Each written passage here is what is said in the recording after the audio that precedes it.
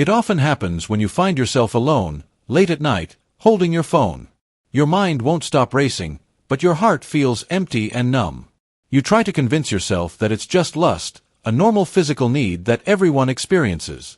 You think that looking at just one more picture, having one more fantasy, will solve it. But if you were truly honest with yourself, you would feel the emptiness, not just after the moment passes, but even while you're in it. You believe you are chasing desire, but it's not really about that. It's a hunger for a connection that is much deeper than just physical. It feels like a deep sadness for something you've lost, but you can't even put a name on what that is. The famous psychologist Carl Jung understood this feeling long before it was commonly discussed. He once said that people will do almost anything, no matter how strange, to avoid looking at their own soul and facing who they truly are. This constant need for lust, this chasing and wanting, isn't truly about finding pleasure.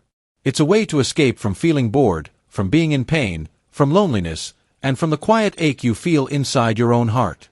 You tell yourself that you desire a person, but what you truly want is to feel alive and to feel like someone sees and holds you. You want to feel something real under the surface of a life that often feels like you're just putting on a show. But instead of looking inside yourself for answers, you chase after physical bodies, images, and the brief rush of a chemical in your brain called dopamine, which fades away as quickly as it appears. The moment it's over, you are left with the same empty feeling, the same silence, and the same you, completely unchanged. You see, lust itself isn't the real problem. It's a symptom, a sign that your soul is trying to get you to pay attention. Beneath that strong craving is a much deeper issue, a feeling of disconnection. You don't feel connected to your own body, your life's purpose, or your own emotions. You are disconnected from the real you. So, you reach for the easiest thing to fill that void, the illusion of being close to someone, the illusion that you're in control, the illusion of being wanted. Jung would say this is your shadow at work. The shadow is the part of you that holds onto feelings from the past, especially the parts of you that were never loved in the way they needed to be. Now, that part of you is searching for love in all the wrong ways. This isn't just about physical intimacy. It includes all the ways you run from yourself, compulsively texting someone, watching pornography late at night, or having conversations that feel deep but are actually meaningless. You're trying to avoid the loneliness that you feel deep down. To truly sit with that loneliness would mean admitting that you don't just want a release. You want to be rescued from your own isolation, your numbness, and the needs you were never allowed to express. Jung saw patients who came to him with what looked like sexual problems, but he realized it was actually a deep hunger for meaning that was disguised as physical desire. He didn't judge them. Instead, he looked deeper because he knew the important question wasn't, "Why do I feel this lust?" but rather, "What is this lust trying to distract me from?" And that is the same question you need to ask yourself.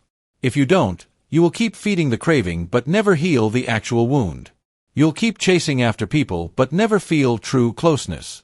You'll keep fantasizing but never feel like you are truly seen for who you are. The truth that no one tells you is that you don't need more pleasure. You need more presence. You need to be more present with yourself. You don't need another person's body. You need to return to your own.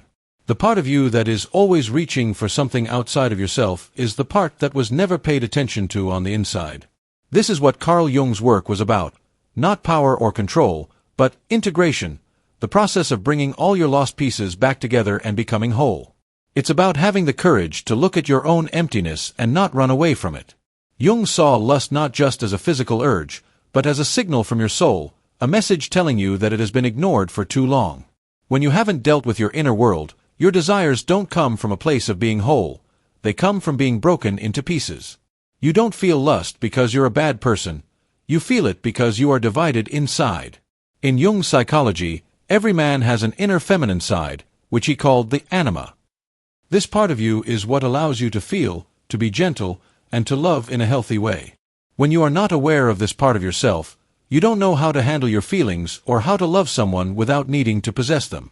So, your soul tries to connect in the only way it knows how, by projecting those qualities onto someone else.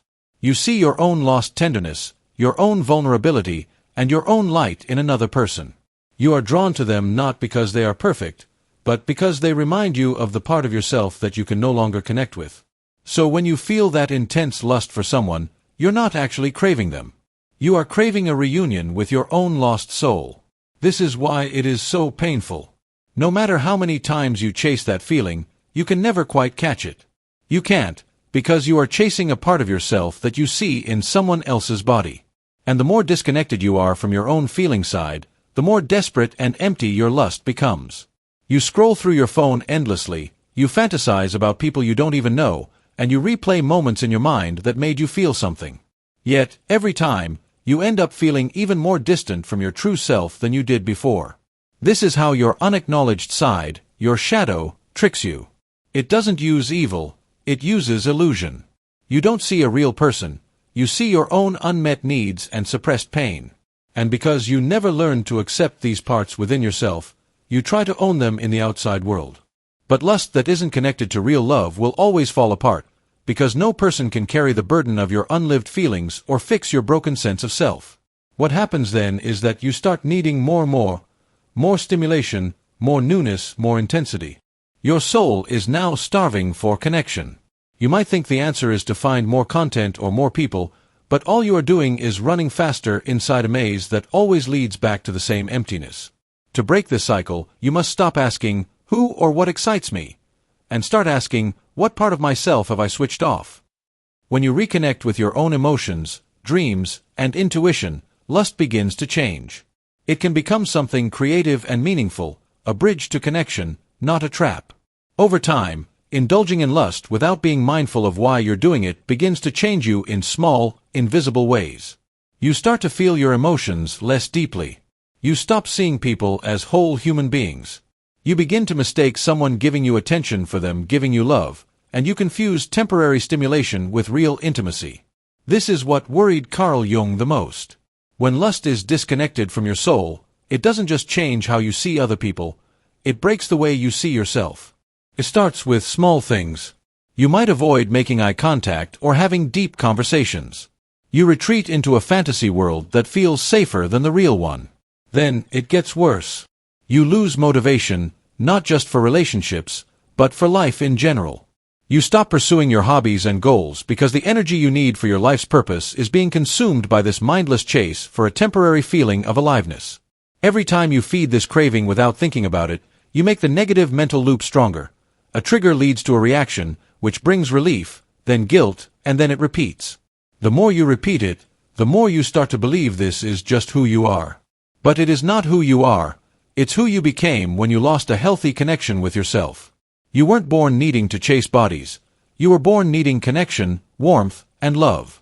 But when life didn't provide those things, you turned to fantasy, where you could be in control and never face rejection. The cost is that you stop participating in the real world. You lose the ability to sit with difficult moments, to be patient, and to build something real with another person. Lust teaches you to escape, not to be courageous or resilient. Eventually, the constant chase can make you feel bad about yourself, telling yourself you are weak or broken. But Jung would say it's not that you're broken, you are just disconnected from your inner feeling self. You have passion but no warmth, you have desire but no real devotion. Over time, your mind feels scattered, and your heart grows hard. The worst part is that you start needing more intense experiences just to feel less. Jung called this psychic possession, when a part of your mind hijacks your willpower, and you feel like you are being controlled by your urges. The ultimate consequence of this cycle isn't punishment, but a deep numbness. And according to Jung, being numb is worse than being in pain. When you're numb, you stop growing and stop listening to the voice inside that knows this isn't who you were meant to be. You don't have to hate yourself to get better. You just need to ask, what is this craving trying to teach me about myself? Jung taught that you shouldn't kill the fire of desire, but you should seek to understand it. When ignored, this fire can become an addiction. But when you face it with awareness, it can lead to transformation. So, how do you start? The first step is to simply stay. Don't escape. Stay with yourself. Stay in your own body, with the uncomfortable ache, and ride out the craving without giving in to it. At first, this will feel incredibly difficult. But if you can breathe through it for just a moment longer than you normally would, you will start to hear something new, a sacred kind of silence. In that silence, you may hear a whisper that says, "I miss you." This is the voice of the part of you that you left behind. You don't destroy the hidden parts of yourself. You learn from them and bring them into your life in a healthy way.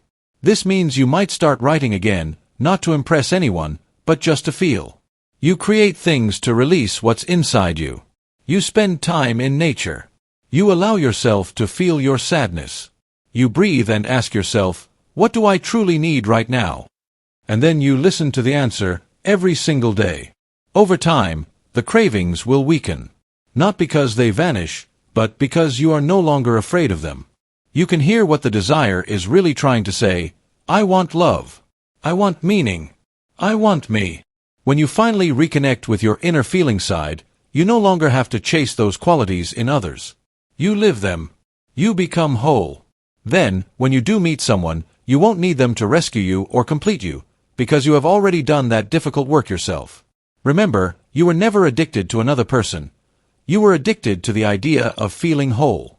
Now you can give that gift back to yourself.